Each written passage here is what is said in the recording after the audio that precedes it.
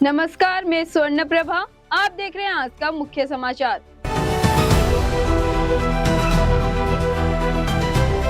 आज नवरात्रि का 5वां दिन है। नवरात्र में 5वें दिन मां स्कंद माता की पूजा की जाती है। वहीं नवरात्रि पर कालका जी मंदिर में श्रद्धालुओं की भारी भीड़ देखी जा रही है। इस दौरान भक्तों की संवाददाता ने इस बात करते हुए कहा कि इस बार प्रशासन की व्यवस्था अच्छी से हुई है, इसीलिए माता कालका के दर्शन श्रद्धालुओं को अच्छे और सुविधापूर्ण तरीके से कर पा रहे हैं।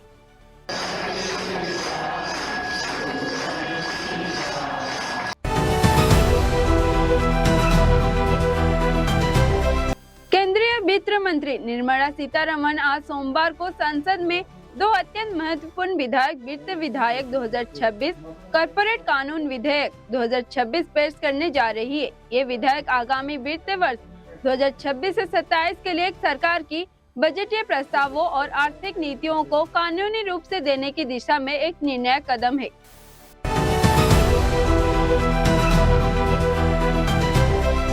बेंगलुरु दक्षिण जिले के चन्नापटना तालुक में पुट्टप्पा नदोड़ी के पास सोमवार के तट के बेंगलुरु से मैसूर एक्सप्रेस पर एक निजी बस की दुर्घटनाग्रस्त होने से 4 लोगों की मौके पर मौत हो गई। हादसे का कारण अभी तक पता नहीं चल सका। हालांकि कहा जा रहा है कि चालक का बस पर नियंत्रण नहीं रहा, जिसके बाद यह हादसा हुआ। पुलिस मामले दर्ज कर घटना की जांच में जुटी है।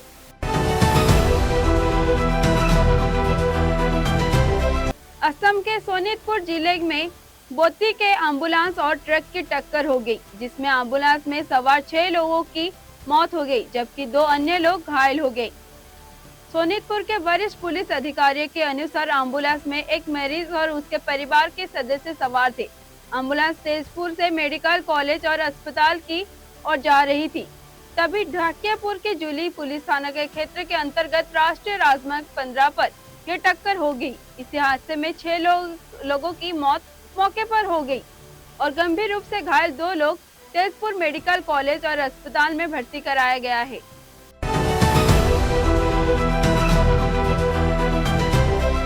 अमेरिका के उत्तरी पूर्व भाग में स्थित न्यूयॉर्क के लागार्डिया हवाई अड्डे पर सोमवार 23 मार्च को 2026 को एक बड़ा हादसा हो गया है। जानकारी के मुताबिक मॉनिट्रल के आ रहा था एयर कमांडर एक्सप्रेस का एक प्लेन एयरपोर्ट पर खड़ी एक ट्रक से टकरा गया। यह हादसा में कई लोग में घायल हो गए।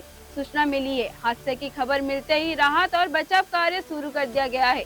घायलों के पास अस्पताल में भर्ती कराया जा रहा है।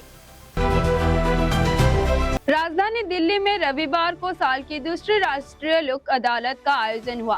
पहले इस राष्ट्रीय लोक अदालत का आयोजन 14 मार्च को होना था, जो नहीं हो सका था। इसी राष्ट्रीय लोक अदालत के देर रात प्राप्त आंकड़ों के अनुसार कुल 1,55,681 मामले निपटारा किया गया। साथ ही 350.63 करोड़ रुपए का राजस्व प्राप्त हुआ।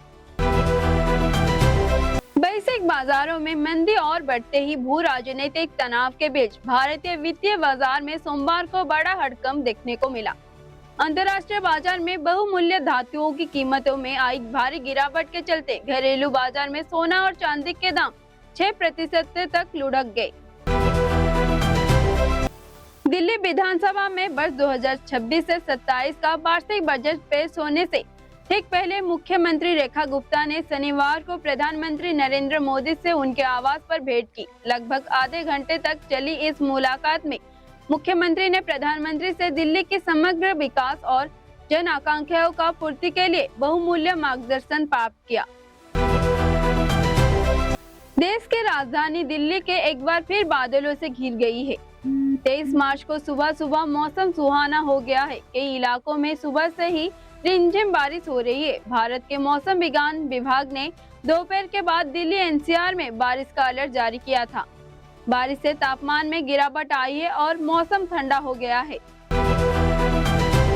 एंथ्रोपिक ने अपने क्लाउड एआई चैटबॉट के लिए एक नई सुविधा लॉन्च की है, जिसे क्लाउड कोड चैनल्स कहते हैं। यह फीचर डेवलपर्स को अपने फोन पर टेलीग्राम या डिस्कॉर्ड जैसे मैसेजिंग ऐप्स के सीधे अपने कंप्यूटर पर चल रहे क्लाउड कोड सेक्शन को मैसेज भेजने की सुविधा देता है। इसका मतलब ये है कि आप अपने घर पर कंप्यूटर पर कोई कोडिंग टास्क चला रहे हैं और वो बाहर निकल गए हैं, तो अपने फोन से निर्देश दे सकते हैं और वो जवाब भी पा सकते हैं।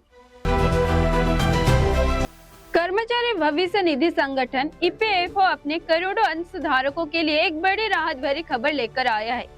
ईपीएफओ अब उन निष्क्रिय पीएफ खातों को जमा लावारिस धनराशि को निपटाने के लिए अपनी कोशिश तेज कर रही है, जो बरसों से बिना किसी दावे में पड़े हुए हैं। रिपोर्ट के अनुसार संगठन एक ऑटोमेटेड सेटलमेंट सिस्टम शुरू करने की तैयारी में है, जिसके तहत खातों में जमा राशि के सीधे लाभार्थियों के आधार लिंक के बैंक खातों में भेज दिया जाएगा।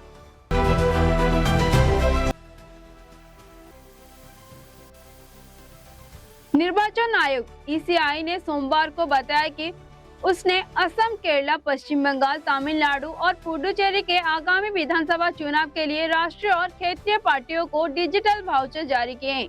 इन वाउचर की मदद से पार्टियां दूरदर्शन और आकाशवाणी AIR पर मुफ्त में अपना प्रचार कर सकेंगी।